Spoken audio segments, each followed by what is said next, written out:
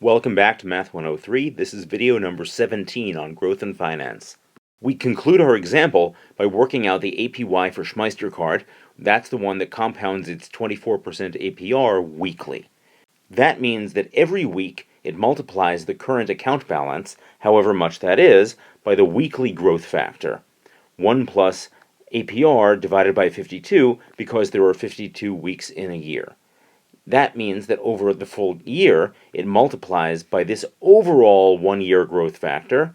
That works out to be just over 1.27. Thus, the APY is just over 27%, 27.05%. Thus, what is advertised as a 24% APR is actually a more than 27% growth rate in how much you really owe the credit card company if you stay in debt to them over the course of an entire year.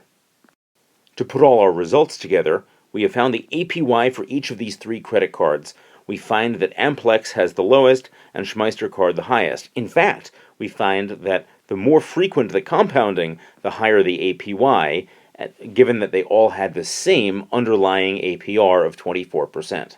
There is a pattern here. It's not an accident. The more frequently a given APR is compounded, the higher the APY.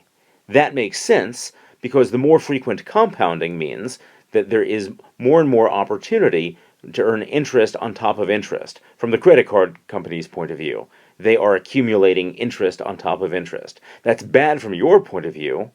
You're owing interest on top of interest.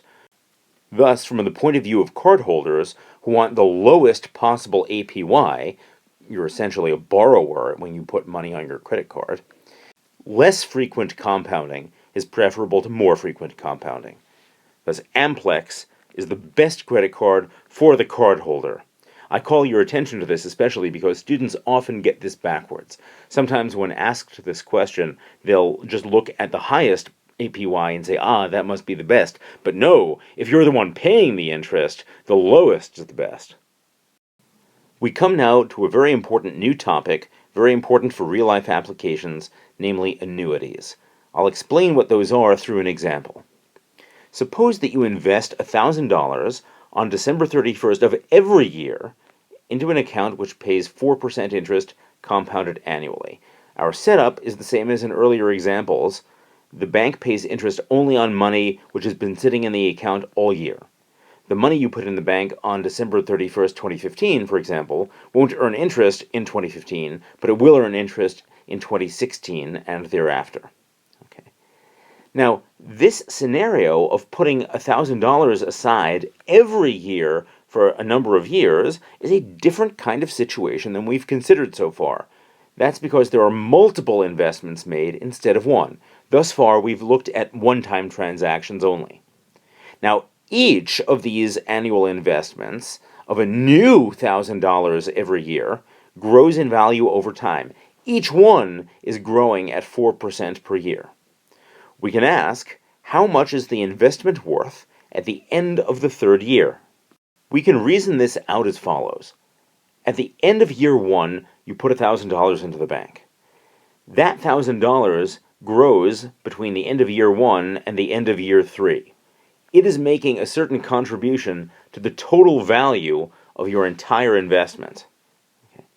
Then, at the end of year two, you make a new $1,000 investment, and that is going to sit in the bank from the end of year two until the end of year three. That makes its own contribution to the total value of all your portfolio. And finally, at the end of year three, you put a new $1,000 in the bank. And as of the end of year three, that very same day that you made this deposit, well, that $1,000 is also contributing. It hasn't earned any interest yet, but still, that $1,000 in and of itself is contributing towards the total value of your entire portfolio here. How much does each component of your portfolio, how much does each individual investment ultimately contribute to the total value of the entire portfolio? Well, this first-year investment grows from $1,000 into $1,000 times 1.04 squared. Squared because it's been sitting in the bank from the end of year one until the end of year three when we tally up. How about the investment, the $1,000 that you put into the bank at the end of year 2?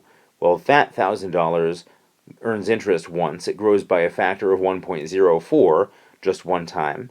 I'm going to put an exponent of 1 there just to emphasize this point. Finally, the $1,000 that you put in at the end of year 3, as we remarked, that has no opportunity to grow because it's also that very same day at the end of year 3 when we are tallying up, and therefore we can say that it's $1,000 that has earned interest 0 times. It's grown by how many factors of 1.04? 0 factors. Remember from algebra that 1.04 raised to the 0 power equals 1. Not 0, this equals 1.